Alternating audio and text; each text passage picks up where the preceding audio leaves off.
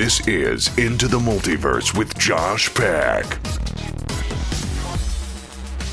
You're not a climate denier, are you? You want to put science first, don't you? You wouldn't deny the science, because if you do, Bill Nye will put you in jail. Watch this. We interviewed Robert F. Kennedy Jr., the environmentalist. He said that the climate deniers, his word, and energy CEOs belong at The Hague with 3 square meals and a cot with all the other war criminals. What's your thought on jailing skeptics as war criminals? Well, we'll see what happens. Was it appropriate to jail the guys from Enron? Interesting. Okay, right? So we'll see what happens. Welcome to Into the Multiverse. I'm Josh Peck.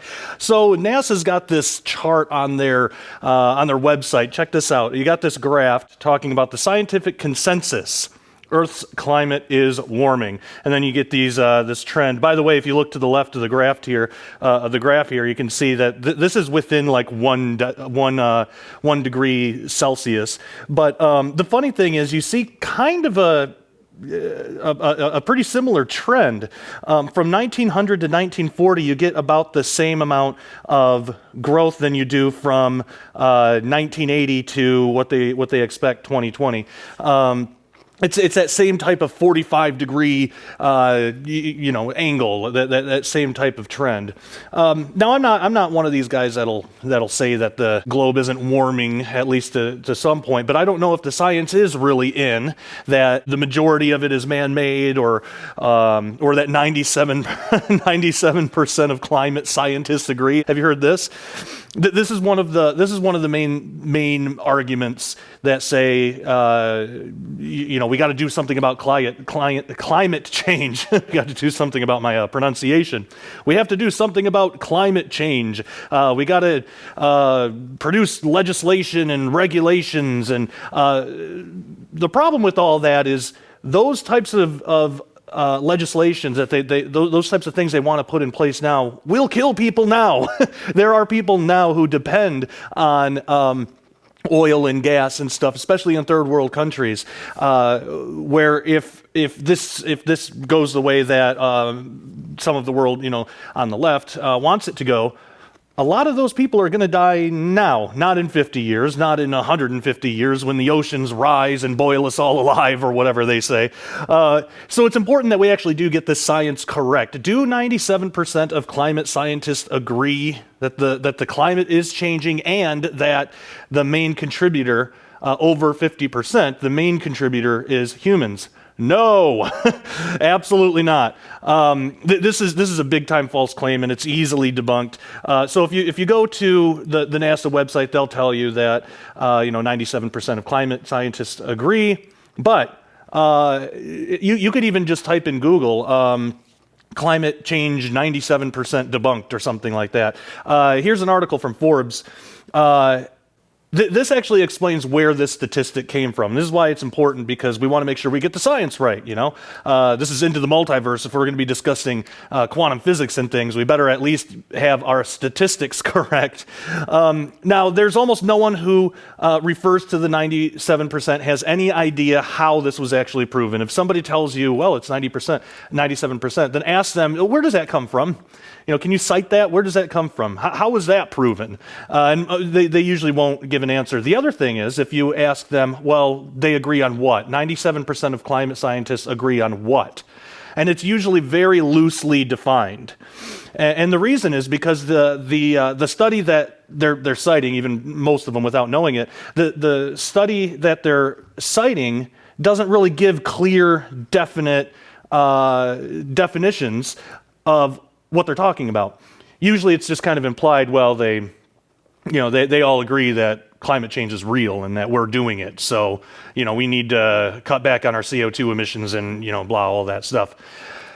But the case that and also keep this in mind too, they'll say 97% of scientists.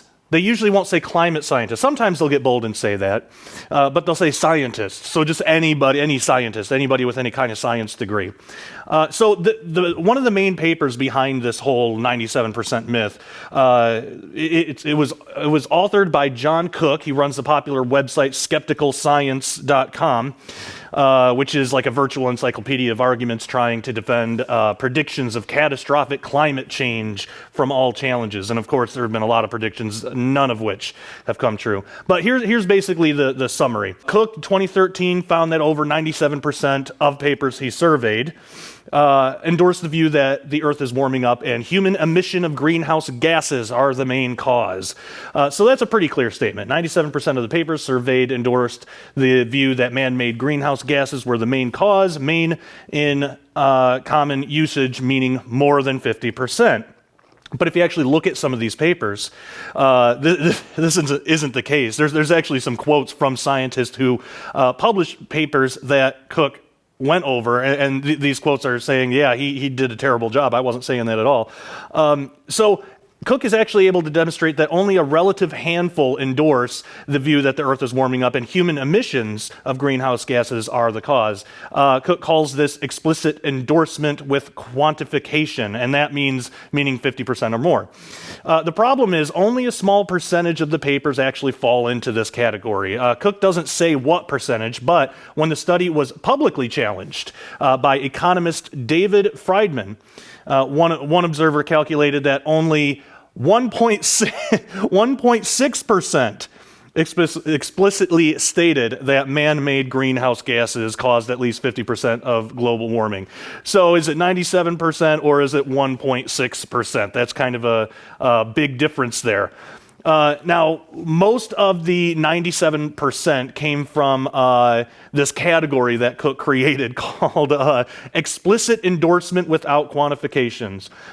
So that's papers in which the author, by Cook's admission, did not say whether 1% or 50% or even 100% of the warming was caused by man. He also created this other category called implicit endorsement for papers that imply but don't say, but imply, meaning he's interpreting it to mean this way. They imply that there's some man-made global warming and don't quantify it. So in other words, he created like two categories here that he labeled as endorsing a view that they actually don't. So the 97% claim is it's a misrepresentation. It's deliberately done for political reasons, designed to intimidate the public. There's actually been a lot of scientists whose papers were classified by Cook in this study that protested. Here's some quotes. Dr. Richard Tall says, Cook's survey included 10 of my 122 eligible papers. 5 out of 10 were rated incorrectly. 4 out of 5 were rated as endorse rather than neutral. Dr. Craig Idso says, that is not an accurate representation of my paper. So that's pretty clear cut. I'm probably going to butcher this, Nair Shaviv says, nope, it's not an accurate representation. And then we have Dr. Nicola Scafetta says, Cook et al. 2013 is based on a straw man argument.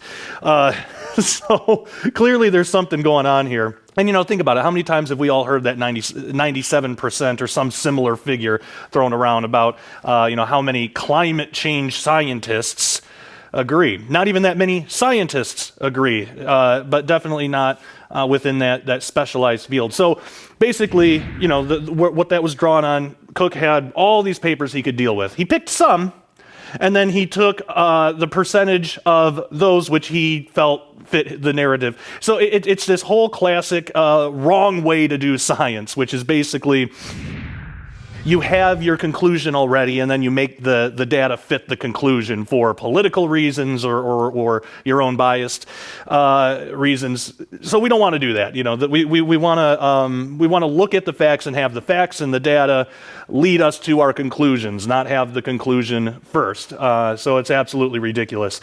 But it is kind of funny. So anytime that you hear that whole 97% thing, I put the links in the description below where you can actually read the article, look into it more yourself. It's really interesting stuff, but it is kind of funny that scientists in that study are quoted as saying that it's just a mess. It's an absolute mess. So 97% of climate scientists agree? Nope. All that being said, thank you for joining me into the multiverse yet again. Until next time, take care and God bless. Hey, Quantum Peck. I flew in from Bozeman, Montana. You don't even want me to talk on your show? We're out of time.